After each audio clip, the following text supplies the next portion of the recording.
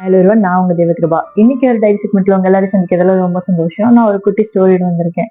என்ன அப்படின்னு பாத்தீங்கன்னா, ஒரு பொண்ணு ஒரு பென் எடுத்து ஒரு ஸ்டோரி எழுதிட்டு இருக்கா. எழுதிட்டே இருக்கும்போது திடீர்னு அந்த பெண் உடஞ்சிட்டு. அது அவளோட லக்கி சாம். ரொம்ப பிடிச்ச மாதிரியான ஒரு பெண். அதனால என்ன பண்றா அப்படின்னு பாத்தீங்கன்னா, அவ பக்கத்துல இருக்க டேபிள்ல இருக்க வேற பெண் எடுத்து எழுதுறா. அந்த பெண் எழுத மாட்டேங்குது. அடுத்து நெக்ஸ்ட் ட்ரை பண்றா. அந்த பெண்ணும் எழுத மாட்டேங்குது. அந்த பெண் ரீஃபில் உடஞ்சிருது.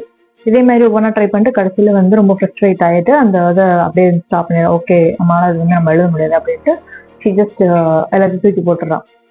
திடீர்னு பாக்குறா, அந்த பெஞ்சோட கார்னர்ல ஒரு சின்ன பென்சில் ஒண்ணு இருக்கு. அந்த பென்சில் எடுத்துட்டு ஸ்டார்ட் பண்ணிட்டு அவ எழுத ஆரம்பிக்கிறா. எழுத ஆரம்பிக்கும் போதுதான் தெரியுது, முன்ன விட இன்னும் கொஞ்சம் ஸ்பீடா எழுதுறா. ஓகே, நம்மளால இதை வச்சுட்டு நம்மளால எழுத முடியும், செய்ய முடியும் அப்படின்ட்டு.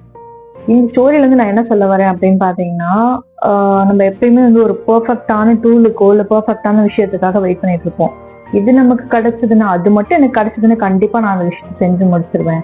ஒரு எக்ஸாம்பிள் சொல்லலாம். இப்ப நான் இந்த எக்ஸாம் கிளியர் பண்ணா அந்த தெருவுல இருக்க அந்த கடையில இருக்க அந்த புக்கை வாங்கி நான் படிச்சு எழுதினா மட்டும்தான் அந்த எக்ஸாம் நான் கிளியர் பண்ணுவேன் அப்படிங்கிற மாதிரி ஒரு தாட் இருக்கு. ஆக்சுவலா எல்லா சோர்சஸும் நம்ம கிட்டே இருக்கு, நமக்குள்ள இருக்கு. You need to search for it. நம்ம கண்டிப்பா தேடணும்னா கிடைக்கும். இந்த செக்மெண்ட் உங்களுக்கு பிடிச்சிருக்குன்னு நினைக்கிறேன். பிடிச்சிருந்தா லைக் பண்ணுங்க, கமெண்ட் பண்ணுங்க, ஷேர் பண்ணுங்க. This is Deva signing off. By.